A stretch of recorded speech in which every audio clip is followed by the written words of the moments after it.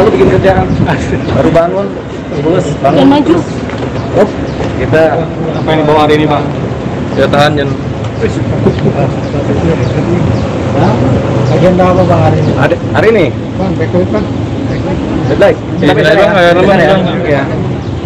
Di sini dia. Banyak ikannya.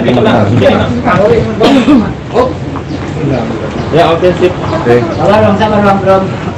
Oh, nyala kata. Dapat Jor. Oh, aman. Udah. Salam merah putih dari pengacara merah putih. Iya, iya. Ini pengacara Bhinneka Tunggal Ika, beda tapi sama. Namanya Emmanuel. Ya. Ya. Oke. Bang. Kalau ini bacanya apa nih? Asosiasi Pengacara Indonesia, API. Kita ketua umumnya sendirian. Anak buah lagi kabur. Oke. Agenda dari Bang. Agenda saya hari ini pertama akan melaporkan ke kepolisian atas adanya dugaan tindak pidana. Yang pertama pasal 317 KUHP, yaitu yang dilaporkan adalah siapa nih? Zakirudin. Si Pak Udin. Pak Udin ya namanya, Pak Zakirudin, karena dia melaporkan saya dengan dugaan pasal apa undang-undang apa tuh 546 tuh, undang-undang keonaran, ya kan. Nah akhirnya saya laporkan dia balik, yaitu pasal 317 KUHP, laporan tidak benar atau persangkaan palsu yang dia laporkan di kepolisian. Jadi laporan tidak benar dia yang pertama. Yang kedua adalah pasal pencemaran nama baik, terutama saya dan Pak Kamarudin. Tapi Pak Kamarudin ini nggak mau ngelapor, dia suruh saya yang lapor aja deh, sama aja. Jadi saya melaporkan atas pencemaran nama baik diri saya yang dilakukan oleh Pak Zakirudin, Zakirudin and partner, maksudnya aliansi advokat anti-hoax. Ya kan, jadi mereka itu yang bikin cerita-cerita di berita itu, semua yang ada tiga-tiganya itu saya laporkan. Cuman ya, namanya jadi kan pencemaran nama baik. Yang pertama adalah apa tadi? Yang pertama tadi? Laporan palsu. Oh, laporan palsu 317. Yang kedua pencemaran nama baik dengan undang-undang ITE. Dan yang ketiga adalah laporan berita apa? Dia membuat keonaran, ya kan? Saya laporkan dengan pasal yang sama buat dia, yaitu pasal tahun 1946 juga. Jadi dia laporkan saya dengan pasal itu, pasal 516. Saya juga akan melaporkan dia dengan pasal yang sama, karena dia juga membuat keonaran nih, ya kan? Jadi orang gaduh aja gara-gara dia nih.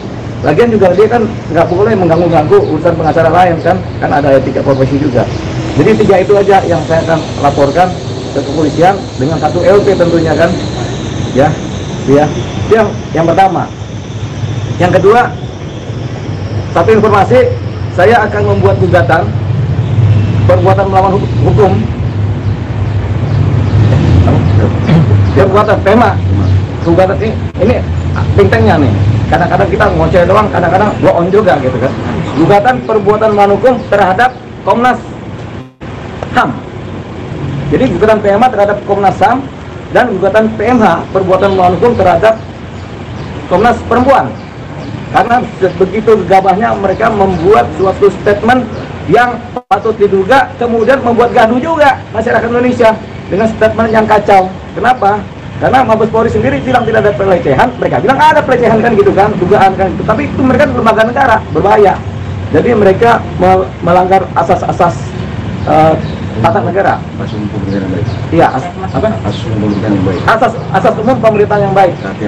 Kehati-hatian dan kecermatan dalam bertindak dan berpernyataan sebagai lembaga negara. Jadi dua itu akan kami ajukan gugatan PMH dalam waktu dekat, paling 2-3 hari kami akan daftarkan gugatan tersebut, ya kan, sesuai dengan wilayahnya mereka masing-masing, ya. Itu yang kedua. Yang ketiga itu, oh ya, saya minta Kapolri tetap mengganti Kabar Eskrim dan Dirtipidum, karena sampai saat ini si Putri Malu itu belum ditahan. Jadi saya minta kepada Bapak Presiden Jokowi, Pak Jo, Bapak Presiden Pak Jo sama Pak Mahmud Menko Polhukam dan Pak Kapolri Pak Sigit supaya mengganti Kabar Eskrim dan Dirtipidum, menggeser mereka dengan pimpinan Polri yang baru supaya si Putri ditahan. Ini permintaan saya hari ini paling lambat Rabu saya akan buat surat resmi kepada Kapolri dan kepada Kapolri, Pak Presiden, Kapolri dan kepada Pak Menko Polhukam. Jadi Rabu kami akan layangkan surat resmi kepada mereka. Jadi saya masih kasih waktu 2 kali 24 jam supaya Dirtipidum dan Kabarsim diganti. Alasannya adalah karena mereka sudah melanggar asas pro justisia, yaitu rasa keadilan masyarakat, di mana orang melakukan tindak pidana perencanaan pembunuhan berencana tapi tidak ditahan. Itu yang pertama. Itu ya. Tidak ditahan. Orang harusnya ditahan, tidak ditahan. Itu yang penting. Yang kedua, di mana rekonstruksi yang harusnya boleh semua hadir, mereka larang itu yang namanya pengacara korban. Jadi itu adalah hal yang sangat berbahaya dalam dunia hukum keadilan. Jadi tidak pro justisia. Ada 2 yang tidak pro justisia, yaitu yang pro justisia itu rasa keadilannya.